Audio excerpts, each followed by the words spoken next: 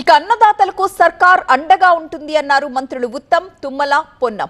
కేంద్రం కొన్నా కొనకపోయినా ధాన్యం, మొక్కజొన్న పంటల్ని కొంటామన్నారు. గన్ని బ్యాగ్ల కొరత, లారీల కొరత లేకుండా చర్యలు తీసుకుంటున్నామన్నారు. ధాన్యం విషయంలో రాజకీయాలు చేస్తున్నారంటూ విపక్షాలపై మండిపడ్డారు మంత్రులు. ధాన్యం కొనుగోళ్ల విషయంలో ప్రతిపక్షాలు తప్పుడు ప్రచారం చేస్తున్నాయని మండిపడ్డారు మంత్రి ఉత్తమ్ కుమార్ రెడ్డి. ధాన్యం కొనుగోళ్లపై సమీక్ష నిర్వహించిన ఉత్తమ్ కుమార్ రెడ్డి ఇప్పటికీ 60 లక్షల మెట్రిక్ టన్నుల ధాన్యాన్ని కొన్నామన్నారు. బీఆర్ఎస్ 10 ఏళ్లలో కొన్న ధాన్యం కన్నా ఎక్కువే కొన్నామన్నారు ఉత్తమ్. బీహార్ లో వీట్ సీజన్ ఎక్స్టెండ్ అయ్యి, అగ్రికల్చర్ ఎక్స్టెండ్ అయ్యి కొంత ఇతర కారణాల వల్ల కొంత అక్కడి నుంచి లేబర్ టైంలో వాపసు రాలేదు కాబట్టి కొంత లేబర్ షార్టేజ్ మనకు ముందు అవపడ్డది. ఇప్పుడు పూర్తిగా సెట్ అయ్యి ఫుల్ స్వింగ్ లో ప్రొక్యూర్మెంట్ నడుస్తుంది. వాళ్ళు 10 ఏళ్లలో యావరేజ్ ఎంఎస్పి రైతులకి వాళ్ళు ఇచ్చిన యావరేజ్ ఎంఎస్పి సంవత్సరానికి మొత్తం ఎంఎస్పి కలిపి 15,000 కోట్లు ఇస్తే, మేము అధికారంలో వచ్చిన తర్వాత మేము సంవత్సరానికి 49,000 కోట్ల మరి ఎంఎస్పి ఇవ్వడం జరుగుతుంది. అదేవిధంగా వాళ్ళ హయాంలో 7,000 ప్యాడీ ప్రొక్యూర్మెంట్ సెంటర్స్ తెరిస్తే మేము 8,575 మరి ప్యాడీ ప్రొక్యూర్మెంట్ సెంటర్స్ తెరవడం జరిగింది. ధాన్యం కొనుగోళ్లలో తెలంగాణ నెంబర్ 1 గా ఉందన్నారు మంత్రి ఉత్తమ్. తెలంగాణలో 60 లక్షల మెట్రిక్ టన్నులు అయిందంటే ఆంధ్రప్రదేశ్లో 24 లక్షల మెట్రిక్ టన్నులు, తమిళనాడులో 11-12 లక్షల మెట్రిక్ టన్నులు, మహారాష్ట్రలో 3 లక్షల మెట్రిక్ టన్నులు, కేరళలో 2 లక్షల మెట్రిక్ టన్నులు. భారతదేశంలోనే ఈ యాసంగి పంటలో అన్ని రాష్ట్రాల కంటే ఎక్కువ వరి ధాన్యం కొనుగోలు, అదేవిధంగా కేంద్రానికి ఇచ్చే ఎఫ్సిఐ రైస్ కింద తెలంగాణ రాష్ట్రం నెంబర్ 1లో ఉందనే విషయం నేను మనం చేస్తున్నాను. పంట కొనుగోళ్ల విషయంలో బీజేపీ నేతల విమర్శలకు కౌంటర్ ఇచ్చారు మంత్రి తుమ్మల నాగేశ్వరరావు.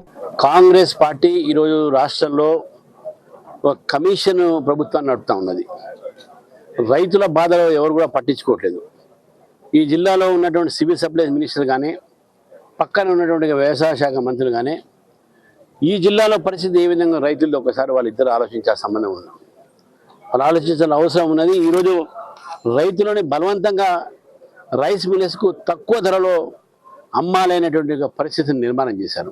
ఈనాడు భారతదేశంలో అన్ని పంటలు కొనుగోలు చేసేటటువంటి ఏకైక ప్రభుత్వం తెలంగాణ ప్రభుత్వం.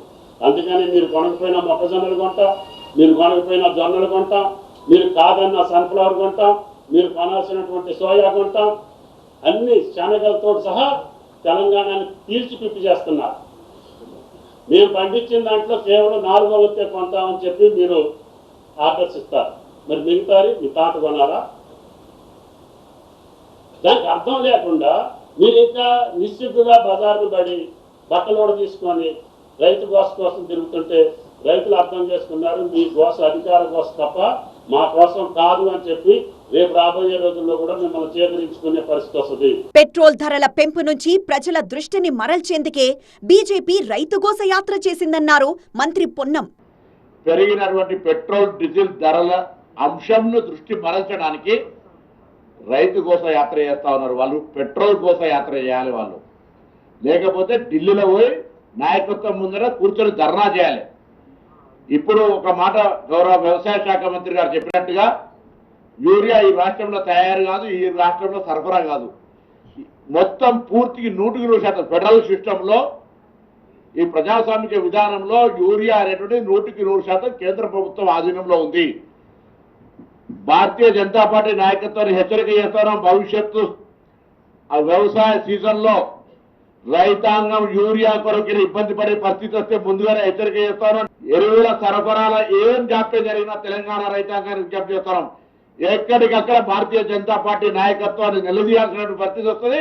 మంత్రులు ఈ సమీక్ష నెల రోజుల ముందు చేసుంటే బాగుండేదంటున్నారు బీజేపీ నేత మహేశ్వర్ రెడ్డి.